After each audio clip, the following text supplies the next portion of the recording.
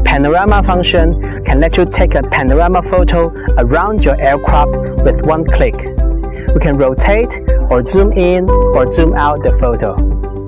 To use the panorama function, take off the aircraft safely, fly to the center of the target area and keep it hovering. Enter the wide camera view, choose the panorama mode, and start taking photos.